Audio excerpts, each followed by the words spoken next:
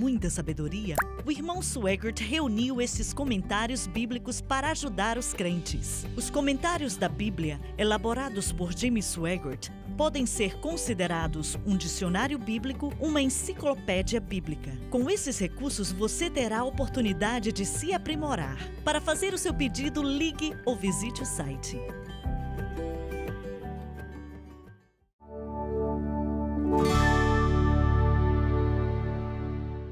Estamos de volta. Quero que você leia o versículo 3 outra vez, por favor, Lauren. Este quase à 9ª do dia viu claramente... Perdão, isso aí era 3 horas da tarde. E isso não o salvou. Um anjo de Deus que se dirigia para ele. Isso também não o salvou.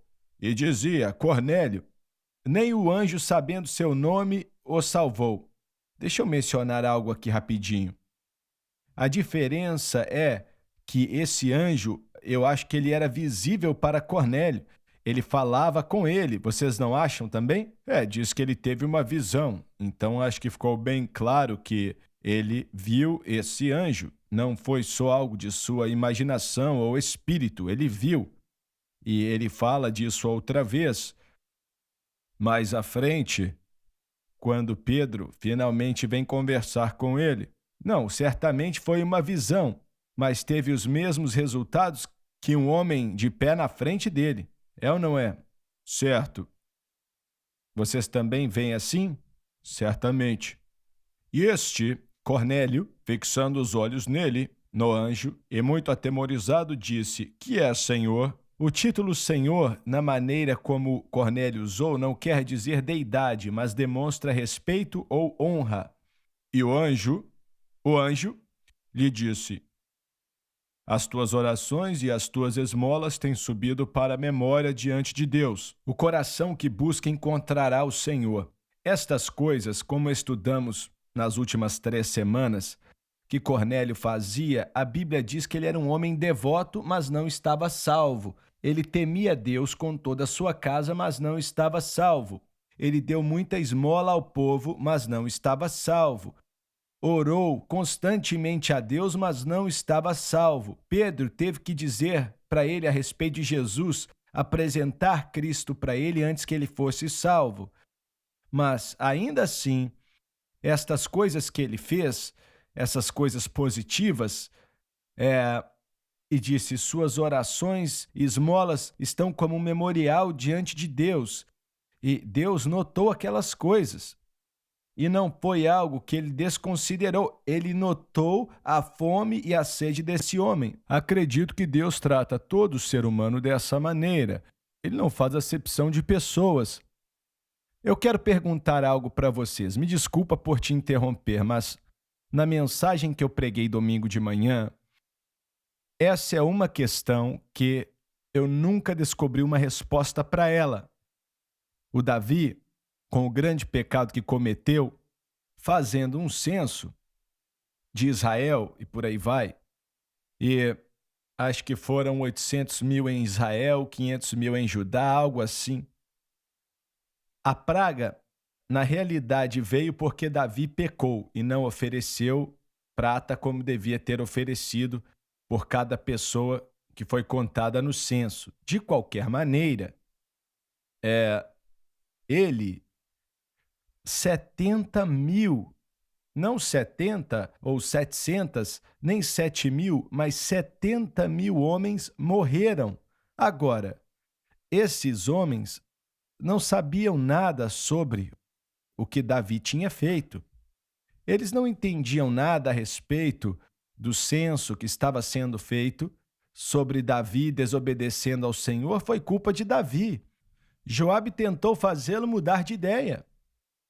Mas, agora, por que foi que Deus enviou uma praga sobre 70 mil e o anjo estava sob Jerusalém para acabar com ela quando construíram um altar e aquilo parou, a praga cessou? Mas eu já li vários estudiosos e um diz, bem, talvez eram indivíduos que se juntaram com Absalão alguns anos antes, quando atacaram Davi. Talvez sim, não sei. Alguns disseram, eles tinham começado a adorar a ídolos. Pode ser verdade também, não sei. Mas a palavra de Deus não nos dá informação alguma a respeito do porquê. Davi mesmo disse para o Senhor, essas ovelhas não fizeram nada, eles não fizeram nada. Então, por que é que o juízo está sobre a vida deles e tal? Vocês têm uma resposta para isso? Já estudei de tudo. Podemos abrir nessa passagem? Fica no último versículo ali Fica em 2 Samuel, no último capítulo. Na realidade, você pregou uma grande mensagem. Não escutei detalhes sobre aquela passagem como você pregou.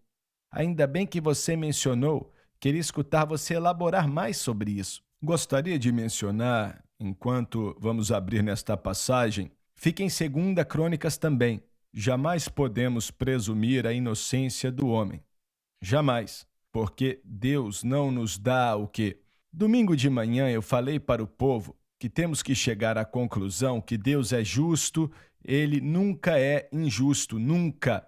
E Ele não faz acepção de pessoas, Ele é um Deus de amor. Então, se Ele faz algo, pode não nos explicar. O juiz de toda a terra vai agir com justiça. Esse é o caráter de Deus. E Ele não nos diz porque certas coisas acontecem. E isso é difícil. Eu estava conversando com mais ou menos essa mesma situação, mas um outro assunto, com o meu primo, que acabei de conhecer, e ele perdeu seu filho em um acidente de carro na noite do Natal. E estavam esperando ele chegar em casa, isso há 40 anos atrás. Ligaram para ele dizendo, olha, sua nora está no hospital, seu filho está morto. E ele disse, estávamos tentando assimilar essa situação, então ele concluiu.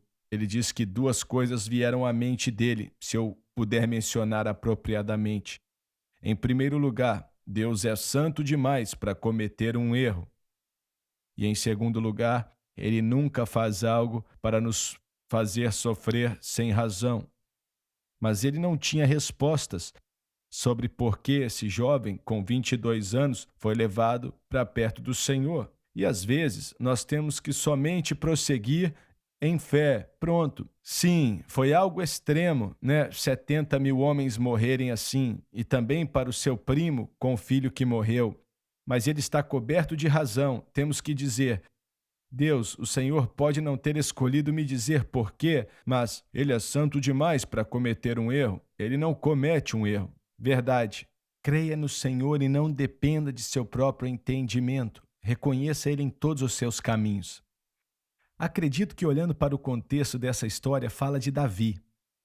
Não tem muito a ver com o censo ou com as pessoas, mas sim com Davi. Infelizmente, o resultado foi que 70 mil pessoas morreram.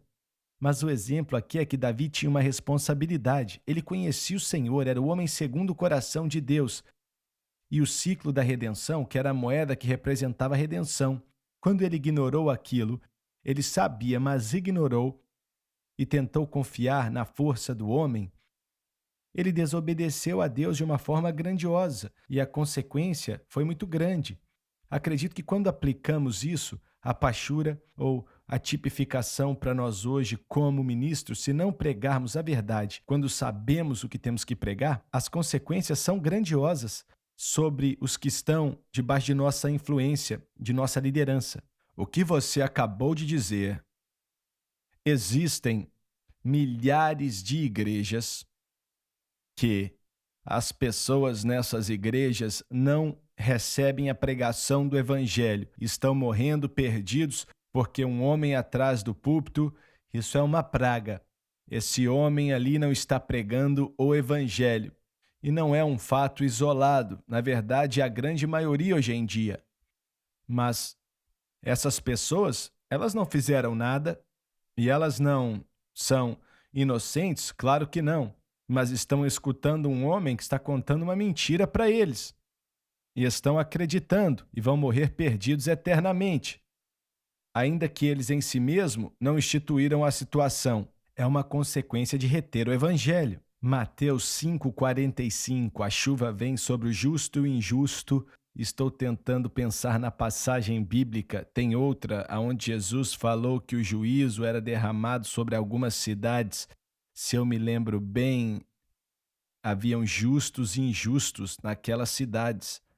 E ele falou que as pessoas que morreram na Torre de Siloé, se eles eram mais injustos que outros, essa era a questão. E ainda assim, não é uma resposta para o dilema sobre Davi. Não sabemos o que foi. Ainda assim, parece, eu não me lembro a passagem, estava tentando buscar aqui, me lembrar.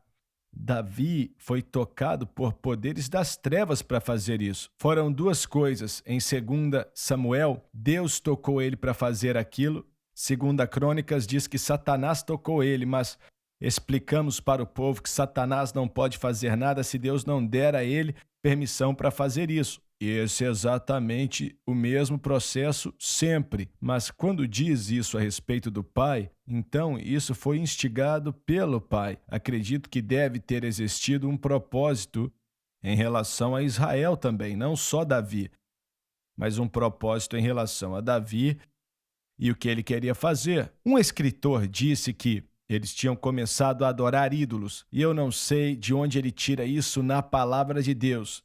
Talvez ele presumiu algo assim. No princípio daquele capítulo específico, uma continuação do que aconteceu no capítulo anterior, diz que a ira do Senhor se acendeu contra Israel, e ele tocou Davi para ir contra eles e contá-los. Tinha algo acontecendo. Eles não estavam fazendo o que era certo, e Davi recebeu o mandamento de ir contá-los, fazer o censo. E, olha, na realidade, toda Israel devia conhecer o livro de Levítico e entender que para fazer um censo havia um requerimento, Êxodo, havia uma exigência, que para fazer um censo eles tinham que pagar um ciclo. Deus não era contra fazer um censo. Não. Davi estava fazendo aquilo com uma razão, porque o Senhor não se agradava de Israel. Mas pelo menos em Crônicas, eu não vejo especificamente qual era o problema. O tempo acabou, não perca o próximo programa.